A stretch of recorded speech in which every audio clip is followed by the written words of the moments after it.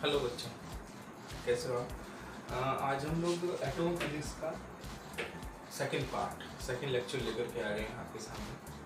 पहले लेक्चर में हमने परमाणु के बारे में इंट्रोडक्शन के बारे में बात की थी। इस चैप्टर में अपन कौन कौन से टॉपिकों को पढ़ने वाले हैं। हमने कहा था इस चैप्टर को अपन 4 पार्ट में बांटेंगे। सबसे पहले हम लोग परमाणु प्रतिरूपों के बारे में बात करेंगे। परमाणु प्रतिरूप किस किसने दिए, इनको सबको अपने को अलग अलग पढ़ें। ठीक है, एक नाम, एक हिस्ट्री किस तरीके से इनकी रही है वो हम लोग को पता होना चाहिए। डॉल्टन सबसे पहले, फिर थॉमसन है, फिर रदरफोर्ड और फिर पोप। ये 4 लोग अपनी थ्योरी दे रहे हैं, अपने मॉडल्स दे रहे हैं, अपनी बातें कह रहे हैं। इस तरीके से बाद में हम बात करने वाले हैं। सेकेंड पॉइंट में हम आयनन विभव, आयनन ऊर्जा, उत्तेजन विभव, उत्तेजन ऊर्जा के बारे में पढ़ेंगे। थर्ड पार्ट के अंदर हम लोग विभिन्न स्पेक्ट्रम श्रेणियों के बारे में बात करेंगे, लाइनमैन, बामर, पार्शन, बेकरफर्ड। और चौथा पॉइंट जो हमने कहा था थ्योरी का कि डी ब्रोगली का सूत्र है लैम्डा इक्वल्स टू h/p या h/mp, समवेग mp। इस सूत्र की सहायता से हमको बोर की 3 में से दूसरी अभिक्रिया जो थी ना, उसका सत्यापन करेंगे। ये बातें हमने कर ली थी न्यूमेरिकल पार्ट। देखिए, इस चैप्टर के अंदर जो साइंटिस्टों की बात हुई है, ज़्यादातर साइंटिस्ट यूके के या ब्रिटिश साइंटिस्ट थे। एक ये डेनमार्क के थे वो, बाकी सब यूके से रिलेटेड थे सब। अंग्रेजों का टाइम था वो, अंग्रेजों ने अपनी बातें उस समय जो रखी थी वो आज हम लोग मान रहे हैं। टाइम अंग्रेजों का, देखो 1947 से पहले इंडिया पर अंग्रेजों का राज था, दुनिया पर अंग्रेजों का राज था। यहीं पे दिख रहा है। सारे नोबेल प्राइज लेकर के गए, इनके टाइम पर नोबेल प्राइज था ही नहीं तो नहीं दिया गया इनको। बाकी ये सब नोबेल प्राइज लेकर के निकले। सबकी एज 30-40 के बीच में रही गई है और सब अपने फील्ड के बहुत बड़ी रिसर्च के एक हिस्से रहे हुए हैं और सम्माननीय हैं। इनकी फिर भी कमियों की बातें हमको करनी पड़ेगी टाइम के साथ साथ।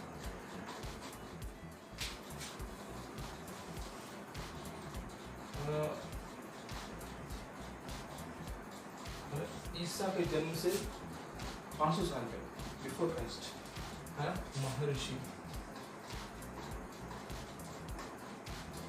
कणाद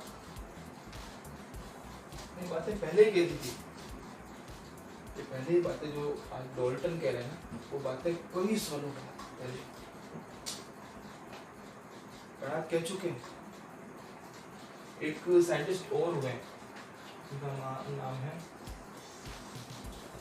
पथोड़ा कटियामा। ये भी इंडियन साइंटिस्ट थे,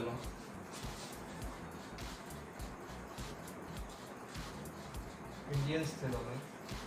ये भी अपनी बात रख रहे हैं उसी टाइप की, कुछ जो ऋषि कणाद कह रहे हैं उसी तरह की बात ये कह रहे थे। और इसके अलावा 2 साइंटिस्ट और दुनिया में हुए, तो वो थे तुर्की के। उनका नाम था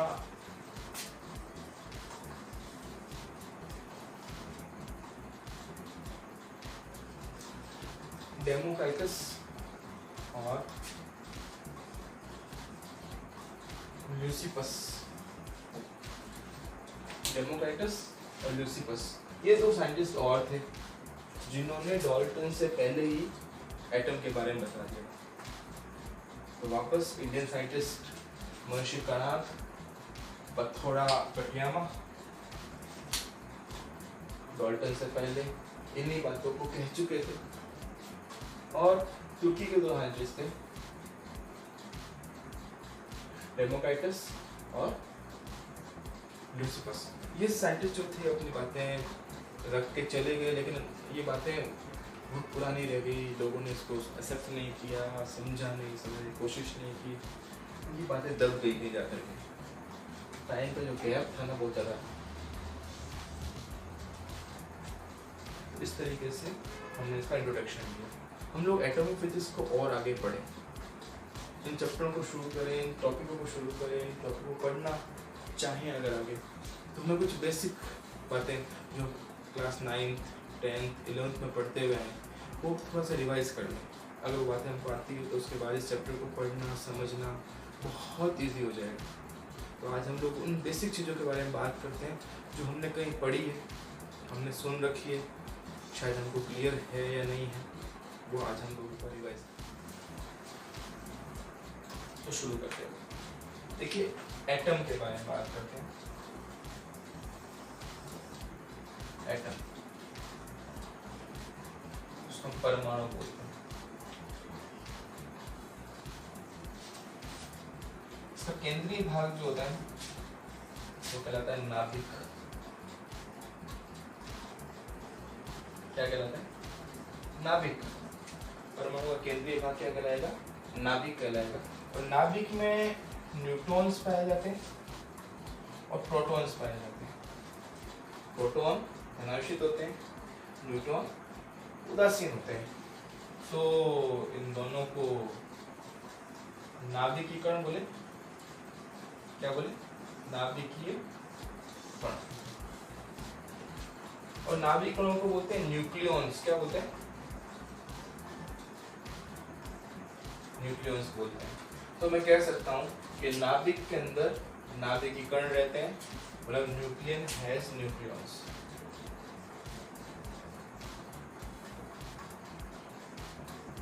न्यूक्लियस हैज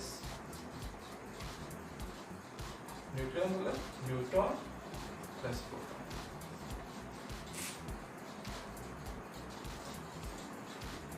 अभी इलेक्ट्रॉन इस नाभिक के चारों तरफ विभिन्न कक्षाओं के अंदर चक्कर लगाते हैं। किसी कक्षा में घूम रहे अधिकतम इलेक्ट्रॉनों की संख्या अगर निकालनी है, संख्या अगर हमें निकालनी हो तो वो होती है 2n² वाले सूत्र से निकालने के लिए हमारे पास सूत्र होता है। n जो होता है उसे हम बोलते हैं कक्ष क्रमांक। पहली कक्ष है, दूसरा कक्ष है। ऑर्बिट कौन सा है? ऑर्बिट अनंत कक्षा होती है। अगर हम लोग पहली कक्षा में घूम रहे इलेक्ट्रॉनों की मैक्सिमम संख्या निकालनी चाहे तो n की वैल्यू कितनी रखेंगे? 1। दूसरी कक्षा में निकालनी 2 का स्क्वायर। तीसरी कक्षा में निकालना चाहेंगे 3 का स्क्वायर। चौथी कक्षा में निकालना चाहेंगे 4 का स्क्वायर। पांचवी क्लास में निकालना चाहेंगे तो 5 का स्क्वायर। चलता रहेगा। जिस क्लास में निकालना चाहो उस क्लास में निकाल सकते। 1 का स्क्वायर 1, 1 दूना 2, 2 का स्क्वायर 4, 4 दूनी 8, 3 का स्क्वायर 9 दूना 18, 4 का 16, 16 दूना 32, 5 का 25, 25 दो 50। अब इलेक्ट्रॉन्स भी 2 तरह के होते हैं। पहली कक्षा में अधिकतम कितने इलेक्ट्रॉन आ सकते हैं? 2 भर दिया हमने। दूसरी क्लास के अंदर 8 आ सकते हैं। 1 2 3 4 5 6 7 और 8 आ गए, ज्यादा नहीं आएंगे, अगली क्लास में जाएंगे। अब लास्ट वाली जो कक्षा होती है उसके अंदर 18 इलेक्ट्रॉन अधिकतम हो सकते हैं, लेकिन ये जरूरी नहीं है कि पूरे पूरे 18 हो ही ना। बाह्यतम कक्षा अपूर्ण हो सकती है। नोट लिख देते हैं क्या है कि बाह्यतम कक्षा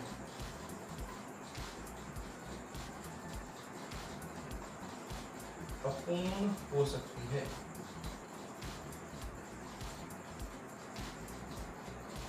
लेकिन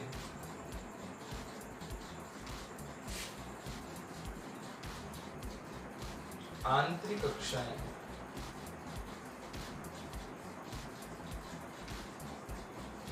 नहीं।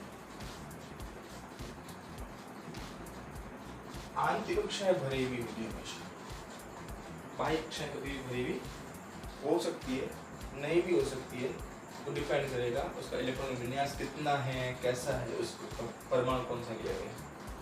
जो बाह्य कक्षा कुछ इलेक्ट्रॉन हमने यहाँ दिखा दिए, जरूरी नहीं पूरे बारे में हमने पहले ही कर दिया। इन बाह्य कक्षा के इलेक्ट्रॉनों को बोलते हैं मुक्त इलेक्ट्रॉन। क्या बोलते हैं? मुक्त इलेक्ट्रॉन या फ्री इलेक्ट्रॉन्स बोलते हैं, इनको फ्री इलेक्ट्रॉन्स बोलते हैं। और ये इलेक्ट्रॉन ऊष्मा देने पर बाहर आ सकते हैं, तो ऊष्मा कम हो जाएगी, इनकी एनर्जी कम हो जाएगी, तो अंदर भी आ सकते हैं, तो इनकी गतिज ऊर्जा घटती बढ़ती रहती है। ये आंतरिक कक्षा के जो इलेक्ट्रॉन होते हैं, ये वाला हुआ, ये इलेक्ट्रॉन हुआ, इन्हें बोलते हैं बद्ध इलेक्ट्रॉन। क्या बोलते हैं? बद्ध इलेक्ट्रॉन, बाउंडेड इलेक्ट्रॉन।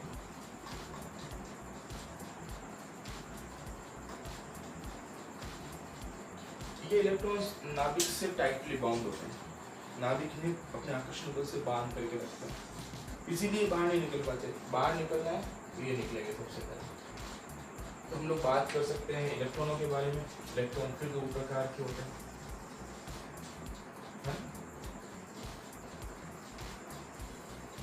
इलेक्ट्रॉन फिर दो तरह के हो गए, एक तो मुक्त इलेक्ट्रॉन और एक बाह्य इलेक्ट्रॉन। मुक्त इलेक्ट्रॉन कहाँ रहते हैं? बाह्यतम कक्षाओं, बाह्यतम कक्षाओं में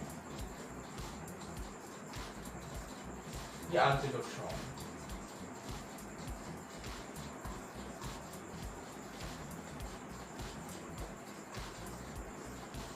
इलेक्ट्रॉनों का रहने का ठिकाना इस तरीके से इलेक्ट्रॉन रहा करते हैं। तो परमाणु के बारे में हमने बात की। नाभिक सेंट्रल पोर्शन में होता है और न्यूक्लियस के अंदर न्यूक्लियॉन्स होते हैं। परमाणु का केंद्रीय भाग नाभिक के अंदर न्यूक्लियॉन्स होते हैं। न्यूक्लियॉन्स मतलब neutron proton, neutron plus proton. Proton धनावेशित होते हैं, न्यूट्रॉन उदासीन होते हैं, इलेक्ट्रॉन ऋणावेशित होते हैं। और दो तरह के होते हैं, आंतरिक कक्षा के इलेक्ट्रॉनों को बोलते हैं बद्ध इलेक्ट्रॉन, बाह्य कक्षा के इलेक्ट्रॉनों को बोलते हैं बद्ध इलेक्ट्रॉन। किसी भी कक्षा में कितने इलेक्ट्रॉन घूम सकते हैं मैक्सिमम, उसको अगर फाइंड आउट करना है तो हमारे पास एक फॉर्मूला होता है 2n²। तो इस कक्षा में इलेक्ट्रॉन कितने हैं, उस कक्षा का पर क्रमांक लिखो, अपना आपको उस कक्षा में कितने इलेक्ट्रॉन मिलेंगे, होते हैं, घूमते हैं, घूम सकते हैं, अधिकतम कितने हो सकते हैं, उनका नंबर मिल जाएगा। बाह्य कक्षा में इलेक्ट्रॉन अपूर्ण हो सकते हैं, आंतरिक कक्षा में कभी अपूर्ण नहीं होते। इलेक्ट्रॉन दो तरह के हो गए, मुक्त और बद्ध। इसको आप पॉज करके नोट कर लें, फिर अपन आगे बढ़ते हैं। पॉज करें, नोट करें। तो नोट कर लिया आपने, पॉज करके नोट कर लिया हुआ आपने। शुरू करें आगे। परमाणु का केंद्रीय भाग नाभिक। नाभिक में कौन होते हैं? Neutron proton. नाभिक को क्या बोलते हैं? न्यूक्लियस। और न्यूक्लियस में कौन होते हैं? न्यूट्रॉन प्रोटॉन मतलब न्यूक्लियॉन्स। तो नाभिक में नाभिकीय कण पाए जाते हैं। इलेक्ट्रॉन मुक्त भी हो सकते हैं, बद्ध भी होते हैं। और आंतरिक कक्षा में रहने वाले बद्ध इलेक्ट्रॉन, बाह्य कक्षा में रहने वाले मुक्त इलेक्ट्रॉन। किसी भी कक्षा में कितने इलेक्ट्रॉन अधिकतम घूम सकते हैं? अधिकतम तो 2n² के फॉर्मूले से हम लोग निकाल सकते हैं। हमने निकाला अलग अलग कक्षाओं में इलेक्ट्रॉन घूम सकते हैं, अधिकतम संख्या से निकाली। हमने पढ़ा परमाणु कण 3 होते हैं। इलेक्ट्रॉन बाह्य कक्षाओं में, आंतरिक कक्षाओं में घूमते हैं, प्रोटॉन और इलेक्ट्रॉन के बाद न्यूट्रॉन। और अगर मुझे कहें नाभिकीय कण बताओ, नाभिकीय कणों को और क्या बोलते हैं? न्यूक्लियॉन्स बोलते हैं। वो कौन कौन से होते हैं? न्यूट्रॉन और प्रोटॉन। नाभिकीय कण 2 हैं, परमाणु कण 3 होते हैं। तो इन 3 कणों के बारे में थोड़ा सा आवेश के बारे में बात करें, द्रव्यमान के बारे में बात करें। आवेश, उसको चार्ज बोलते हैं, इसको छोटे क्यू या बड़े क्यू से लिखते हैं, इसका सिंबल है। आवेश के बारे में बात करें तो आवेश को हम लोग चाहे लिख सकते। हम द्रव्यमान के बारे में बात करते हैं। द्रव्यमान मतलब मास होता है, इसको छोटे एम या बड़े एम से लिखते हैं। देखो चार्ज जो होता है ना वो गति से स्वतंत्र है, गति से स्वतंत्र है। इसके बारे में बात करेंगे थोड़ी देर बाद। ये गति पर निर्भर करता है, गति पर निर्भर करता है, गति के साथ बदलता है। निर्भर करता है मतलब गति के साथ बदलता है, गति के साथ बदलता है।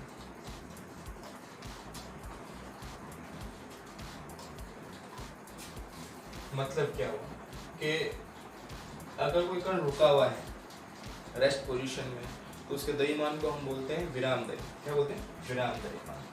तो सबसे पहले विराम द्रव्यमान, इसको हम लोग m नॉट बोलते हैं, m नॉट का सिंबल। और विराम अवस्था में, विराम अवस्था में कण का द्रव्यमान है ये।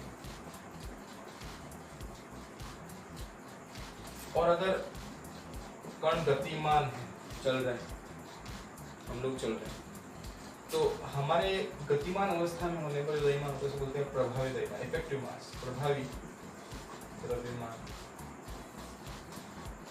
तो गतिक अवस्था, वो विराम गतिक अवस्था में किसी कण का द्रव्यमान है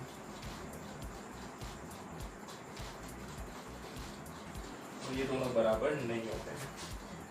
m नॉट इक्वल्स टू बराबर नहीं होते। इनमें संबंध जो होता है ना, m बराबर m nought root of 1 minus का v square by C square, इसमें रिलेशन है। यहाँ v जो है वो है कण, कौन सा? गतिमान कण। गतिमान कण का वेग है, जो अलग अलग पार्टिकल मोशन पोजीशन में है उस समय तो मोशन कर रहे हैं तो उनका वेग कितना है वो यहाँ लिखा जाएगा इस जगह पर। और c है प्रकाश का वेग, प्रकाश का वेग। ये निर्वात में या हवा में माना जाता है 3 × 10⁸ मीटर प्रति सेकंड। या कोई फर्क नहीं पड़ता, चाहे q विराम अवस्था में बात करें, चाहे q गतिक अवस्था में बात करें, कोई फर्क नहीं पड़ता। सबका द्रव्यमान बराबर रहेगा,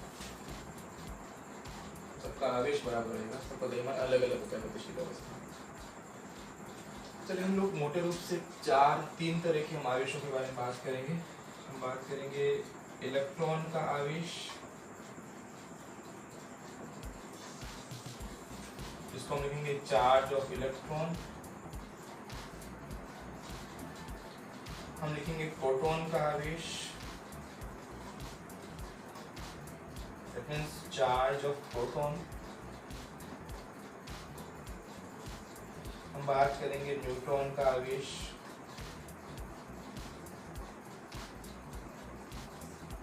चार्ज ऑफ न्यूट्रॉन। और वही सीधी सी बात है, न्यूट्रॉन का आवेश होता नहीं, न्यूट्रॉन होता है उदासीन।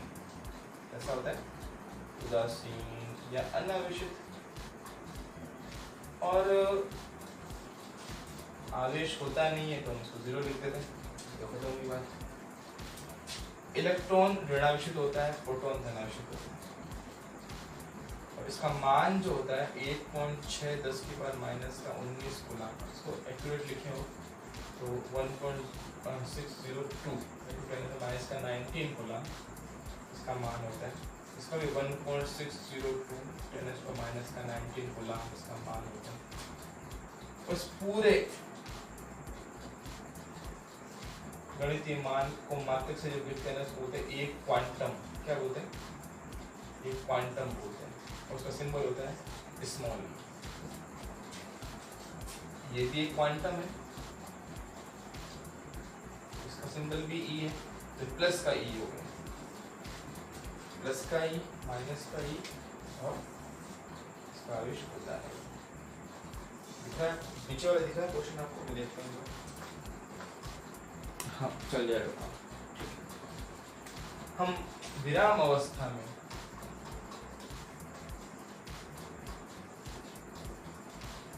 इलेक्ट्रॉन का द्रव्यमान निकालते हैं। ये हम निकाल सकते हैं कि हर समय हर इलेक्ट्रॉन अलग अलग जगह पर अलग अलग वेग से घूम रहे हैं, तो हर समय उसका वेग बदलेगा तो द्रव्यमान भी बदलेगा। हम जो याद कर सकते हैं वो एक फिक्स चीज़, कांस्टेंट चीज़ याद कर सकते हैं। वो ये है कि भाई वो जब रुका हुआ हो तो उसका द्रव्यमान कितना है। जब प्रोटॉन रुका हुआ हो, मतलब मास, हम इलेक्ट्रॉन के बारे में बात करें, हम लोग विराम अवस्था में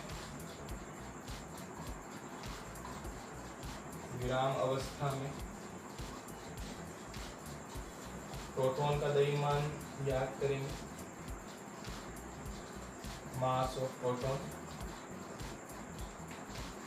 हम लोग विराम अवस्था में न्यूट्रॉन का द्रव्यमान कितना है, मास of neutron in stable position, rest position, वो हम बात कर लेते हैं। ये होता है 9.108 इंटू 10⁻⁻31 kg। इसको अपन लिख देते हैं फिर 9.11 10⁻31 kg। इसका 1.67, इसका 1.67, इसका होता है 25, इसका होता है 50। 10⁻27 kg, 10⁻27 kg। हम लिख सकते हैं mass of neutron, mass of proton almost equal है।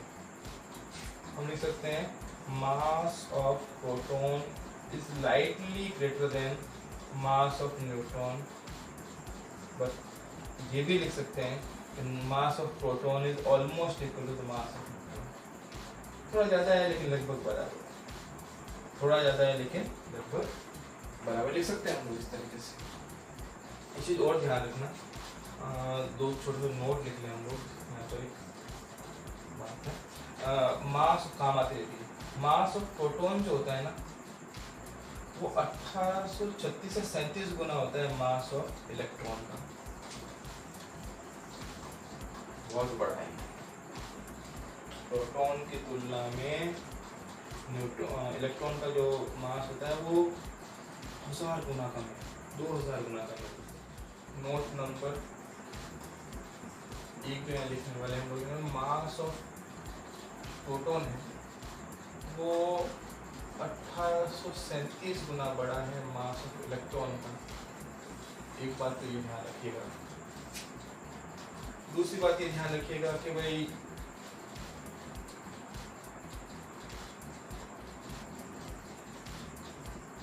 जब हम इन परमाणु कणों के द्रव्यमानों की बात करेंगे ना, तो ये द्रव्यमान बहुत बड़े द्रव्यमान होंगे। किलोग्राम बहुत बड़ा मात्रक होता है, लेकिन ये देखो इसका गुणक, ये किलोग्राम बहुत बड़ा मात्रक है, 5 किलो 7 किलो। जब लिखते हैं ना तो हम किलोग्राम के साथ 5 4 3 2 1 10 15 20 50 लिखते हैं। किलोग्राम के साथ बड़ा मात्रक है तो बड़ा अंक लिखना चाहिए। लेकिन देखो किलोग्राम के साथ -31 -27 -27 10 की पावर -27 बहुत छोटा और छोटा नंबर है ये। इतने बड़े मात्रक के साथ इतना छोटा नंबर लिखते हैं, थोड़ा सा अजीब सा लगता है।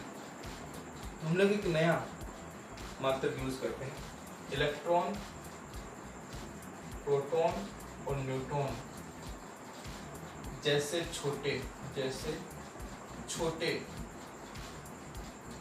कणों का द्रव्यमान AMU में मापा जाता है तथा इनकी ऊर्जा इलेक्ट्रॉन वोल्ट में मापी जाती नेचुरली। तो छोटे पार्टिकल्स हैं तो इनकी गतिज ऊर्जा, इनकी कुल ऊर्जा, इनकी स्थिर ऊर्जा कमी होगी। और छोटे पार्टिकल हैं उनका द्रव्यमान भी नेचुरली कम हमने देखा। तो कुछ बातें ध्यान रखना। 1 AMU का मान हो गया 1 एटॉमिक मास यूनिट, इसको बोलते हैं परमाणुवीय मात्रक इकाई। एक परमाणुवीय मात्रक इकाई बोलते हैं। तो उसकी वैल्यू जो होती है 1.66 10⁻⁹ 27 kg। ये लगभग मास ऑफ प्रोटॉन और मास ऑफ न्यूट्रॉन के बराबर है। तो ये बात ध्यान रखिएगा।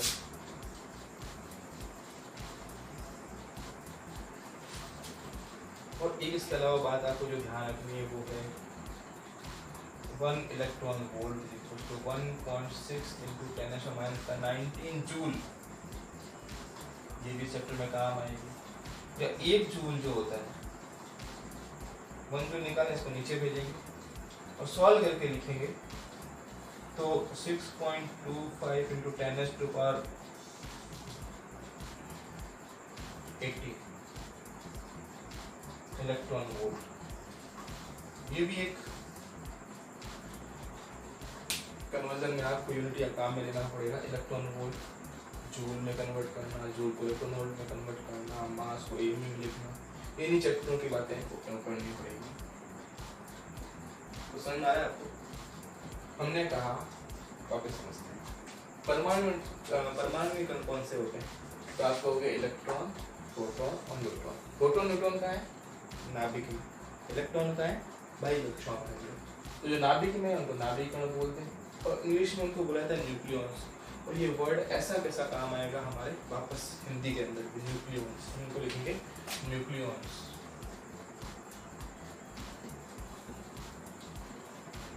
तो न्यूक्लियॉन्स बोलते हैं। आवेश और द्रव्यमान के बारे में बात करने वाले क्या होते हैं, इसके बारे में हम अलग से बातें करेंगे। इस पे चैप्टर बने हुए पूरे आवेशों के। तो ये गति से स्वतंत्र होता है। मैं चलूं ये रुका रहूं, मेरे आवेश में कोई चेंज नहीं आएगा।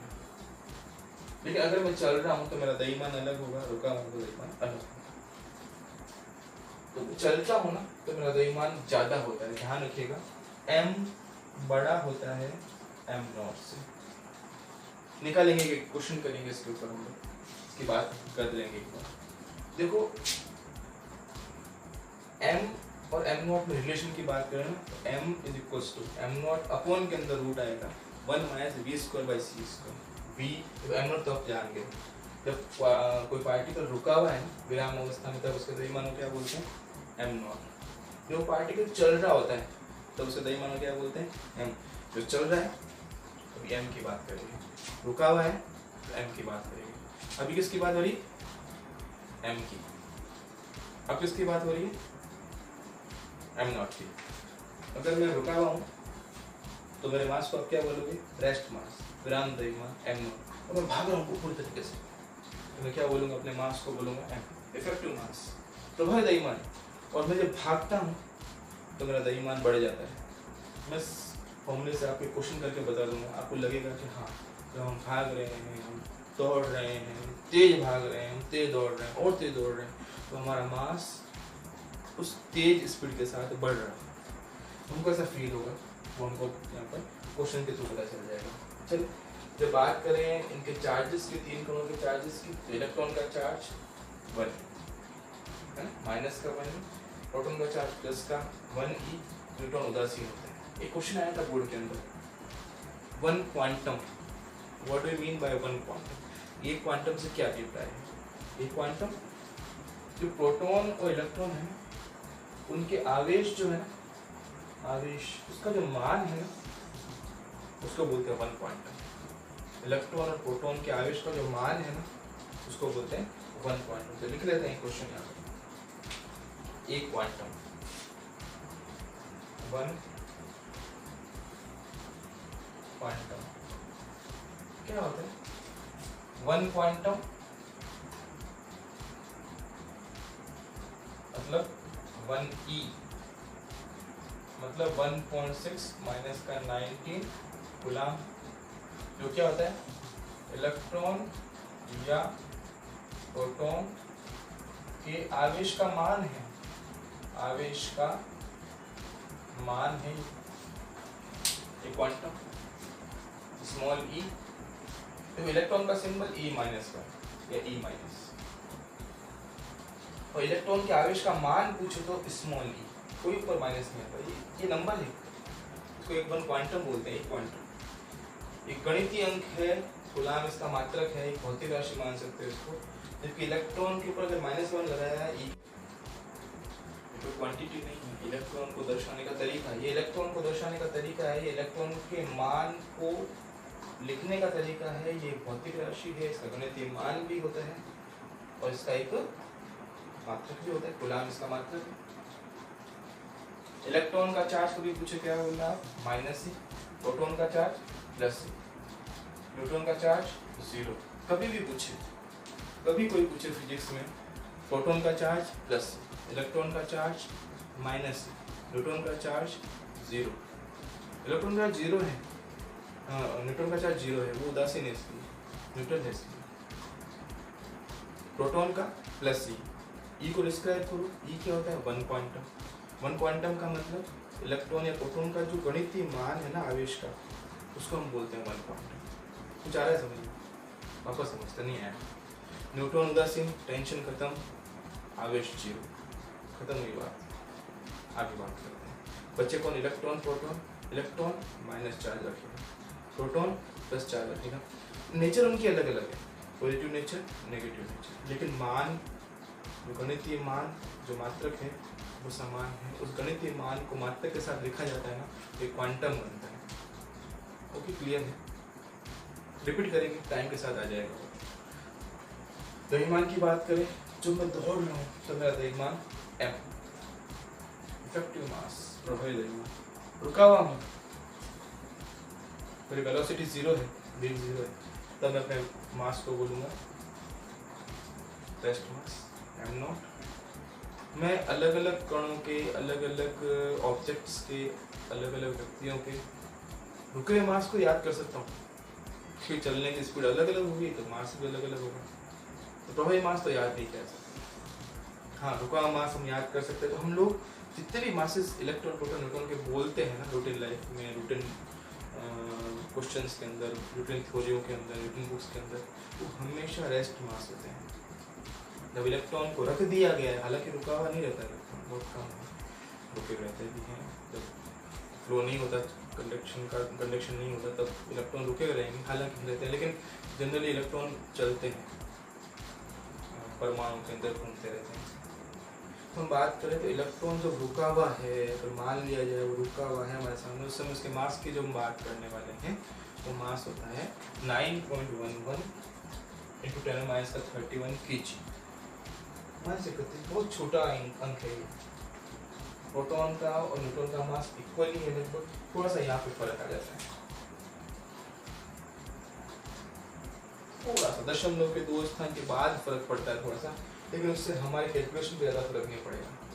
तो हम लोग इसको इस तरह से मानेंगे। क्लियर हुई बात? देखिए कुछ बातें हुई है, इसके ऊपर न्यूमेरिकल करने के लिए, और ये 3 बातें हुई है, और ये 2 बातें, और ये बात है। याद हो गया हमें? इलेक्ट्रॉन का चार्ज -e, प्रोटॉन का चार्ज +e और न्यूट्रॉन का चार्ज 0। इसको खत्म किया जाए, आ गया समझ? जब हम रुके हुए हैं, हमारे द्रव्यमान को विराम द्रव्यमान कहा जाएगा। हम चलते हैं तो हमारे द्रव्यमान को गतिज द्रव्यमान कहा जाएगा। क्या दोनों बराबर होते हैं? ना, दोनों बराबर नहीं होते। कौन बड़ा होता है? m बड़ा होता है m0 से। चलूंगा, मेरा वेग बढ़ेगा, मेरा द्रव्यमान बढ़ेगा। सोचो, वेग बढ़ रहा है, ये पूरा फैक्टर बढ़ रहा है, तो 1 माइनस ये पूरा फैक्टर, ये बड़ा ना, तो ये पूरा फैक्टर घटेगा, इसका रूट और भी छोटा हो जाएगा। और जब हर डिनोमिनेटर छोटा होता है तो मास बढ़ जाता है, डिनोमिनेटर बढ़ जाएगा। ये बहुत छोटा हो जाएगा तो मास बढ़ जाएगा। बहुत छोटा हो गया, रूट होने से बहुत छोटा हो गया तो मास और ज़्यादा बढ़ जाएगा। ये 3 डाटा आपको याद रखने पड़ेंगे। ये डाटा है, रॉ मटेरियल है, इनको तो ऐसा कैसा काम में लेना पड़ेगा, इनको हम लोग चेंज नहीं कर सकते, इनको याद रखना भी ज़रूरी है। तो वास्तव में देखा जाए तो इन तीनों के मास आप अभी याद करिए। इलेक्ट्रॉन का मास 9.11 इंटू 10⁻³ kg, प्रोटॉन का मास 1.6725 याद करें, माइनस का 10⁻⁻ में आएगा -27 kg में आ रहा है सर, एमकेएस में ऐसा यूनिट लिख रहे हैं हम लोग इसकी। और न्यूट्रॉन का चार्ज इधर को लिखना ही होता है। जब छोटे पार्टिकल हैं तो उनके मास छोटे होंगे, दिख रहे हैं यहाँ पे, उनकी एनर्जी भी छोटी होगी। कितनी छोटी है, कितना क्या है, तो उसके बारे में बात कर रहे हैं हम लोग। तो भाई हमको इलेक्ट्रॉन वोल्ट में उसकी एनर्जी मेजर करनी पड़ेगी, हमको AMU में उसका मास मेजर करना पड़ेगा। तो इन चीज़ों को हम लोग बार बार यूज़ करके आपने, हाँ तो बच्चा आपने नोट कर लिया होगा। तो हमने क्या पढ़ा अब तक, उसके बारे में वापस थोड़ा सा देखते हैं। और ये याद करने की बातें, इनको याद ही करना पड़ता है, इनका कोई शॉर्टकट नहीं होता। कोई के इलेक्ट्रॉन का आवेश बताओ, आप -C बोलोगे, ठीक है। प्रोटॉन का आवेश +C, न्यूट्रॉन का आवेश 0 होता है। क्लियर है, कोई डाउट नहीं होता। ये फिक्स डाटा है, याद करना पड़ेगा। टिक लगा दिया जाए, 1 2 3, पता है इलेक्ट्रॉन का चार्ज -C, प्रोटॉन का चार्ज +C, न्यूट्रॉन का चार्ज 0। अब 3 मास याद करते हैं। इलेक्ट्रॉन, प्रोटॉन, न्यूट्रॉन के मास सब kg के अंदर याद करने हैं अपने, ऐसे पद्धति के अंदर,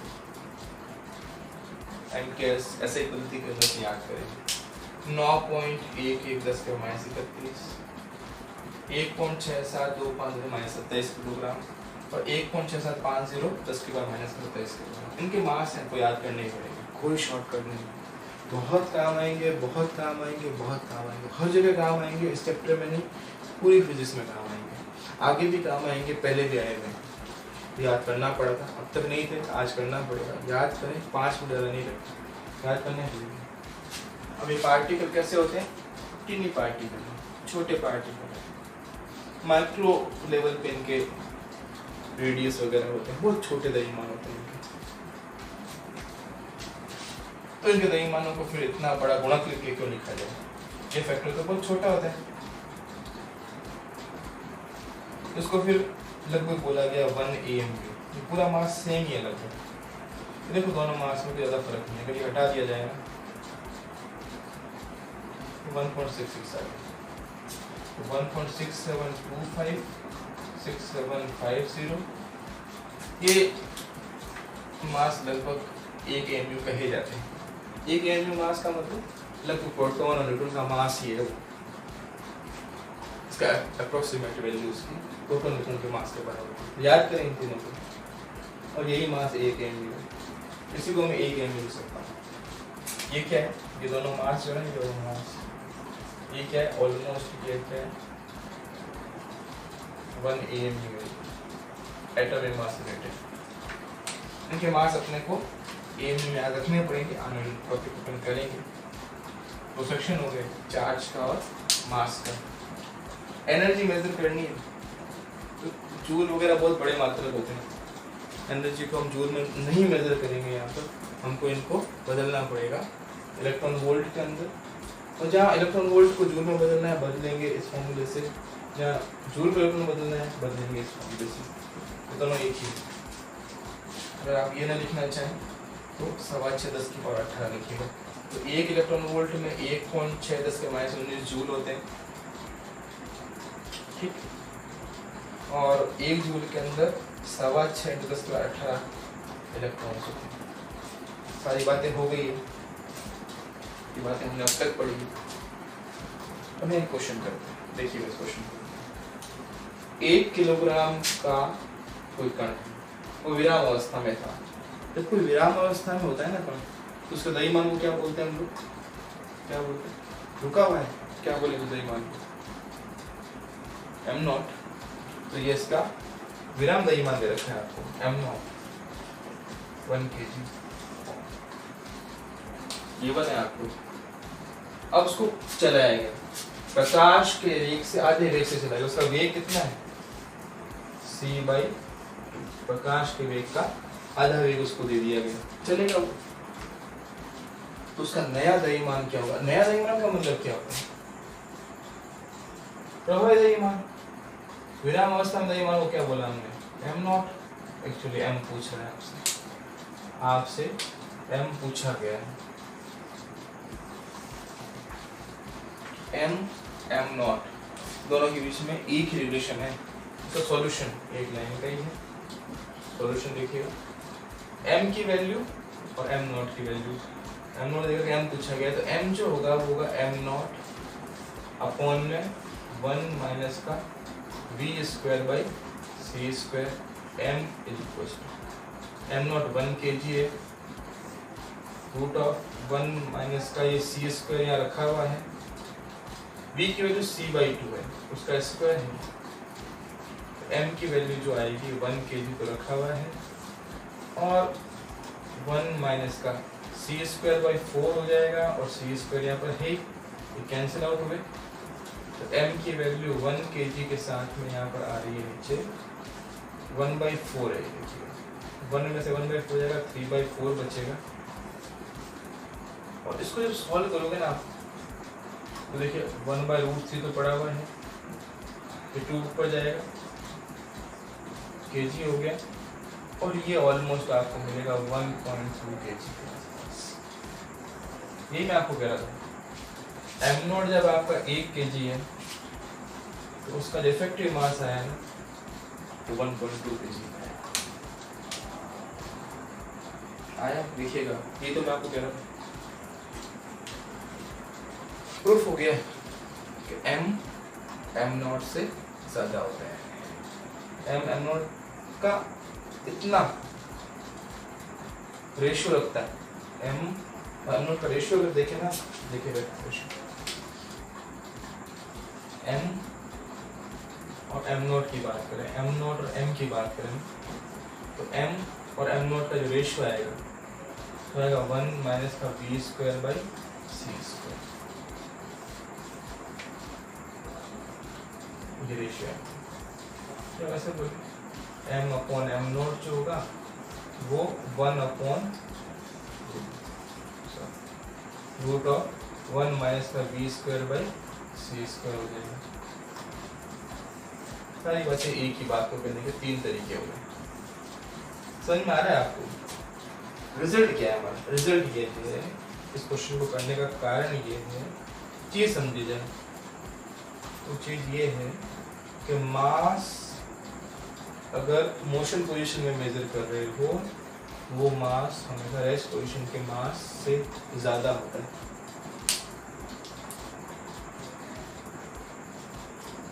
सो अब लिख लें पोज करके,